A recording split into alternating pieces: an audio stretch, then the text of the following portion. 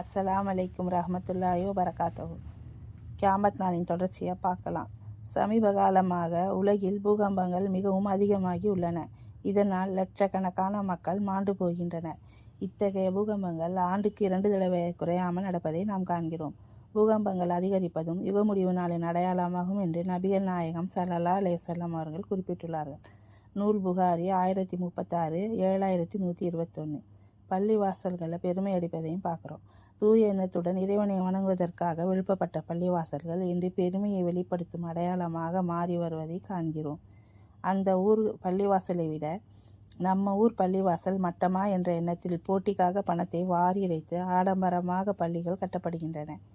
மனிதர்கள் பள்ளிவாசல்கள் கட்டி பெருமை அடிப்பது யுக முடிவு நாளின் அடையாளங்களில் ஒன்று என்பது நபிமொழியாகும். நூல் நசையி 682, அபுதாவுது 379, இப்னு மஜா 731, அஹ்மது 11931, 12016, 12079, 12925, 13509. இன்ஷா அல்லாஹ் இதனால் தொடர்ச்சியாக அடுத்த தொடரில்